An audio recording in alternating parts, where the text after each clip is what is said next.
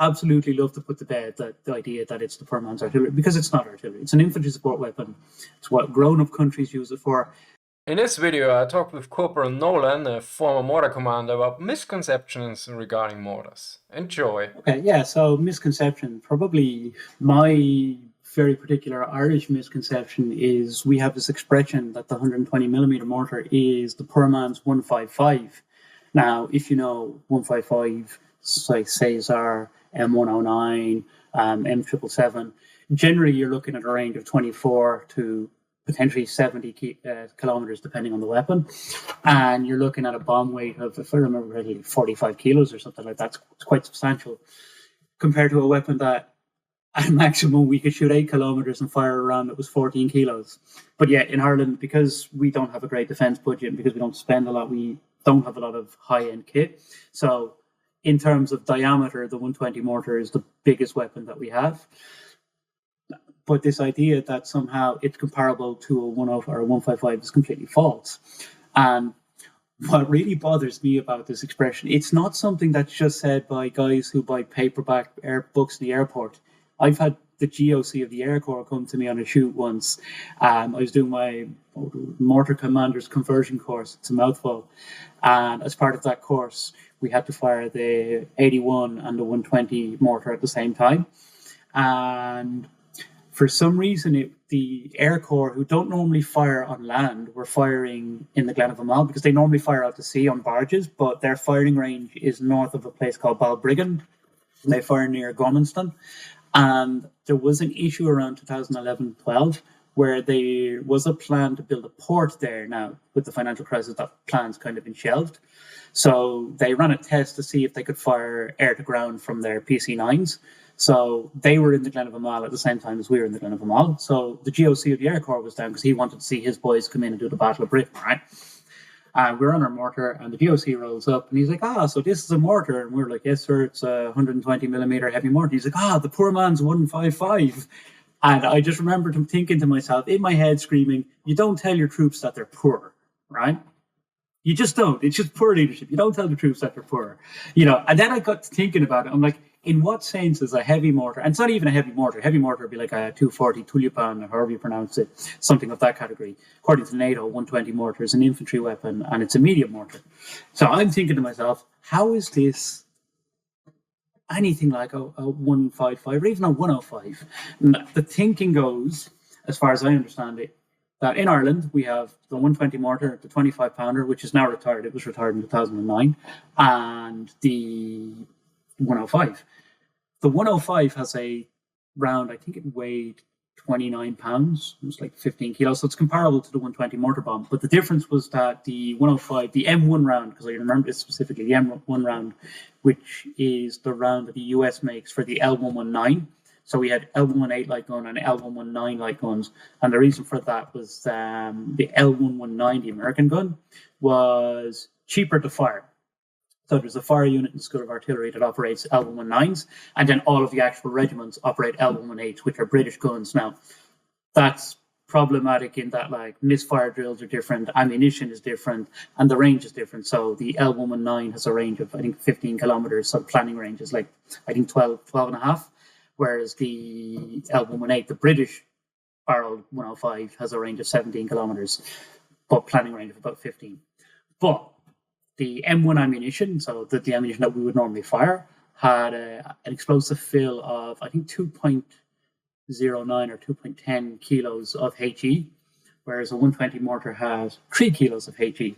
And the reason for that is that a howitzer round has a heavier body, the steel is thicker because it has to withstand more force, right? It's also a rifle, so it has physical force on the body, whereas a mortar doesn't. So the shell is thinner, so you get more explosive in it. So what I think has happened here is that somebody thought, there's more HE in this thing than that thing, therefore it's better than that, and therefore it's comparable to this other thing, which in this case would be the 155. But if you look at the explosive of a 155, it's something like 6.7 kilos of high explosive, so it's double the high explosive content. It's probably triple the range, 10 times the range if you've got base bleed rocket assisted projectiles. So, in no sense is it comparable. Yet in Ireland, because we don't have 155s and because we don't really have anything high end, we have this idea that this little pocket thing is somehow superior to proper artillery used at division or even at brigade level in NATO countries. So, like, that would be a misconception that I would like to put to sleep, because it doesn't make sense. Like, if go on. Is it? I think I heard this before, but not with specific weapons. It's more like the mortar is the poor man's artillery. Is it that? And Yes, they and that's basically exactly. they spun it. They just added it. They added then the calibers of something maybe. Yeah, and the thing is, it's not artillery, right? When you Yeah, think yeah. about it, It's and it's organic to I the infantry, as you yeah, mentioned before. That's yeah. for me the core thing, because artillery Mm. is a different arm, and Mhm. and you're still an infantry guy in a Well, mortar unit. I would be offended by that comment, but yeah, if we're being grown up and mature, you can't do counter battery fire. You can't do long range shoots. You can't fire direct with a mortar, right? And the thing is, for me, to be an artillery weapon, we need to be able to fire in a way that exploits things. So, how far can a battalion walk in a day? Or how far can they walk in an hour? If you can outrange your weapon in an hour, then it's not artillery. That would be my perspective. And I say that as somebody who's a proud gunner. Like, I love my time in the artillery. But what we did is basically we had no money, so we bought a weapon system and pretend it was something it wasn't. So I would absolutely love to put to bed that the idea that it's the poor man's artillery, because it's not artillery. It's an infantry support weapon. It's what grown-up countries use it for. You guys, I believe, have them in the mountain infantry. It's essentially it's replaced the pack howitzer. It's a small light gun that brings some, like, to be fair, for what it is, brings a lot of firepower. But you can't do counter battery fire. You can't do direct fire. You can't exploit long ranges with it. Like, so to me, like, anybody who thinks the artillery or thinks that the mortar is the poor man's artillery doesn't understand artillery, probably doesn't understand the infantry, and probably, again, buys books in the airport. One specific question I talked with a Ukraine veteran at one point, and we talked about mortars, and I think I make this plop sound or something, and he No. said kinda, in real life, I know that sounds this in computer games and in movies and everything, but in real life it sounds completely different. It's way louder. Is Yeah. this? I might be completely wrong on this, but I remember, because the Irish Army, one of the big things that the Irish Army is super, I'm going to be nice about it, super diligent about, is hearing protection. And the reason for this is that in the 90s, there was a huge scandal where the Defence Forces got sued to the hundreds of millions in pounds at the time. So, like, So because your all these, whole budget. yeah, pretty much. Like, you think about it, we spend less than $1 billion a year on defence, and a quarter of that for 1 year went purely to compensating all guys with hearing loss, because there was a culture where if you were ear defenders, you were somehow effete, you were soft, you weren't a man. But yeah, Yeah, I you're going to heard that grow. before. Yeah, you grow up and then you can't hear anything. So one thing we are really good at is Yeah, that's what they you, say. You get used to this. Yeah, you yeah, get used to this because yeah, you're deaf. yeah, exactly. That's it. You can't hear anything. So, like, for example, every year in the artillery, we would, even as reservists, we would we would have to do a hearing test. So you go in the room and you can hear your heartbeat and you push the button every year to make sure that if we had hearing loss, it was identifiable hearing loss, you weren't allowed on the gun line anymore, so that the army wouldn't get sued. But as part of that, every recruit was given a 45-minute lecture on how to install his peltor, or his inner ear protection, and how to wear his peltor properly. So put your hand over the head, pull your ear back, slide the thing in, and so on. But part of that, there's also a range table for decibel levels for weapons.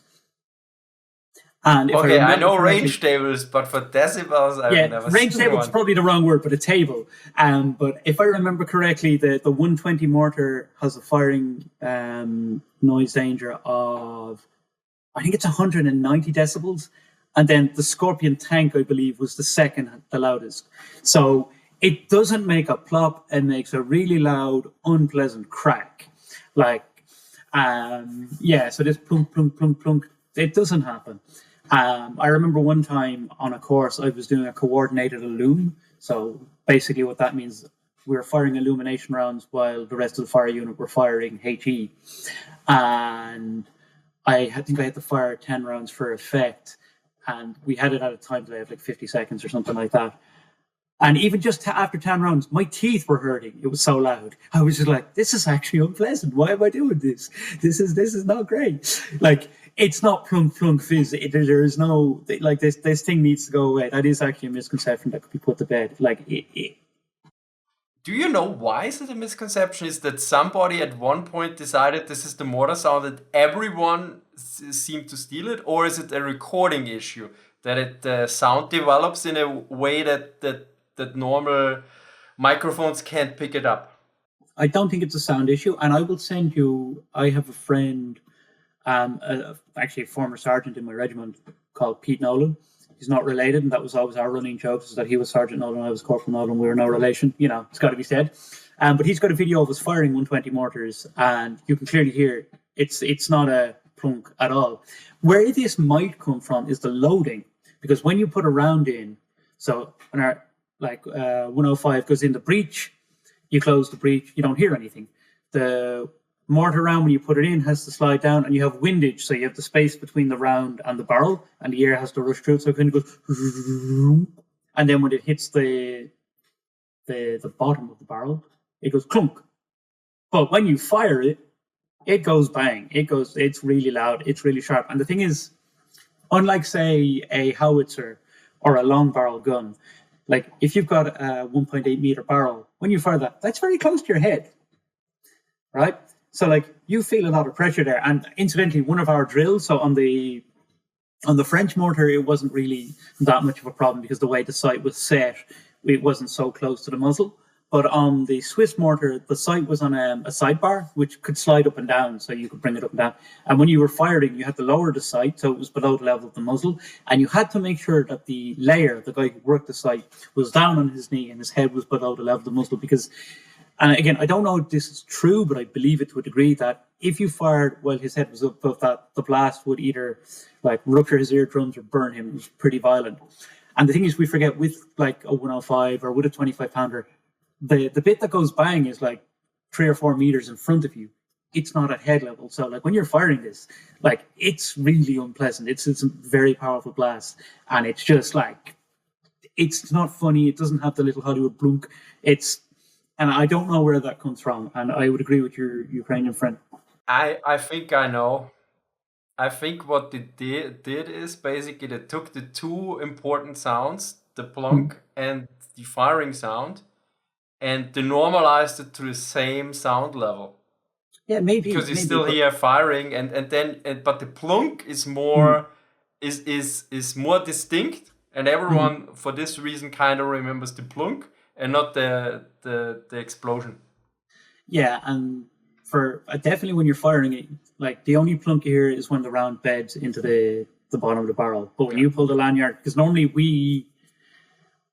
we fired under control, but it is possible to do what's called gravity firing on some mortars. So the French mortar had a setting called gravity, and we never used it. But it was possible. That basically meant you put the bomb in, the firing pin stayed protruded, and when the round set or seated, it would automatically hit the firing pin and it would launch straight back out. We didn't do that because you would run the risk of somebody loading and then trying to load a second round before the first round had done its thing. So for safety purposes, we would never do that. But yeah, maybe if you do that and it goes down, and it goes clunk and launches at the same time, maybe you get a clunk noise. But I would have a hard time believing that, because I would imagine you wouldn't hear the noise of the round hitting the breech in that case.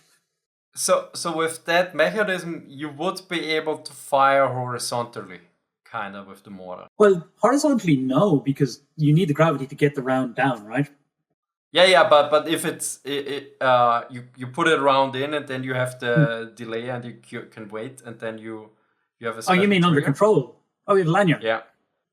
If in theory, like I fired on my last shoot, it got pretty hairy because, as I was saying, base plates dig in, right?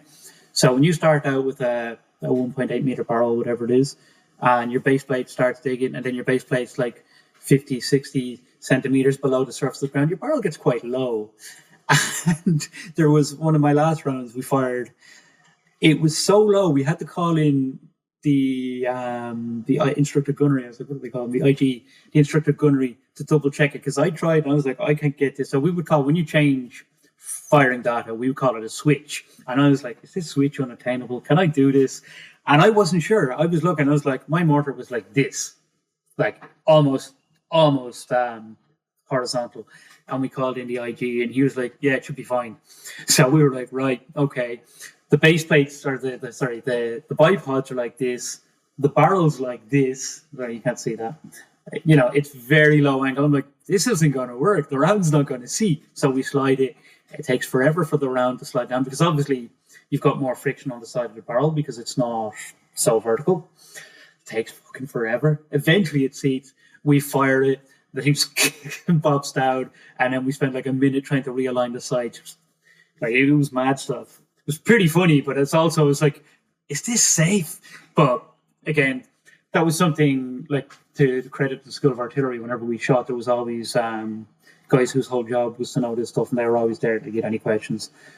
They would be happy to help you out. And one of the things as a reservist I really admire is that in Ireland there's a kind of love-hate relationship between the reserve and the regulars. And the School of Artillery actually made time to train reservists with regular guys. So my mortar detachment course, detachment commander's conversion course, I did with a lot of regular army guys. So we were all trained to the same level, which meant that we knew what they knew. And that was a pretty interesting course because we had to train alongside officers. So you had a bunch of reserve corporals and a bunch of regular army officers. And it was like, we don't belong here, you don't belong here. There's something wrong. But it was like, because on a course, students are students, right? So like, and that led to some funny moments. Like there was one time we were practicing setting a gun in or setting a mortar in and out of action. So basically taking it off the trolley, setting it up, and normally that's super aggressive. It's like you're shouting at your gun crew to motivate them. And at one stage, one of the guys is absolutely like, "Come on, number 4, you're so slow. Get up the hill, get the base plate over here, whatever." And all you hear is, "If you swear at me again, Corporal, I'll kill you." And he's like, "Sir, you're on my gun. You'll do what I say." And I was just like, but it was just really funny because, like, you could get it. A corporal shouldn't shout at a lieutenant, right? Just shouldn't happen. But at the same time, in that context, the student is a student. Yeah, but it was just really funny. And it was like, you know, he's like, "I'm not being told what to do by a corporal." It's like, "Yeah, you are. This guy." Yeah, you are now. Yeah, it was pretty funny. But like, you know, he's your commanding corporal. Yeah, that's it. But it was pretty interesting to have. At one stage, I had a gun crew, and I was the only NCO. I had me, a captain. I can't remember his name. He was a ginger guy, no relation. Absolute gentleman. Like, you think army officers are a bit rough around the edges. This guy was what you think of an old-fashioned British officer. And I don't mean like soft or fake. I mean just absolute gentleman. He was like, "Corporal, what do you need me to do? I will go and do it." And I was like, "Sure, stop being nice to me. This isn't so." You know, I was a bit of a mindfuck because it was like, "You're an officer. You're supposed to tell me what to do." But he's like, "No, we're all students. You tell me what to do." And I got talking to him later, and he said that the reason he was so into it was that being on the course, because the reason officers would do the course, because obviously an officer would never crew a weapon, right? If a captain's crewing a weapon, something's gone very, very wrong. But they have to run testing boards. So when the regiment is running training for the guys, they have to make sure they know what they're doing so they can make sure the guys are what they're doing. So they all have to go and do the same courses as the NCOs. And so, because I was like, "Why are you even here? You're never going to fire this." And it's like, "Oh, we have to run testing boards. So we actually have to know the weapon inside out," which makes perfect sense. So he was like, being a student on the course was actually a break for him because back home in his regular regiment, he was the adjutant and he was the training officer. So he was constantly responsible for 300 other guys. Whereas here he was on a course, he was essentially a private soldier and he just went with the flow for 2 weeks. And it was, it was relaxing and he got to do the thing. And that's something I find interesting is that as an officer, everybody wants to be a soldier, but like an officer is essentially an administrator, right? So for 2 weeks, he got to do the thing that he had joined the army to do, but couldn't do anymore because he's an officer and he's supposed to be, doing the paperwork and doing the planning and not doing the green nasty. So he got to sleep in a field for 4 days and blow stuff up, which he's like, "Oh, I miss doing this." It's like, yeah, I get it.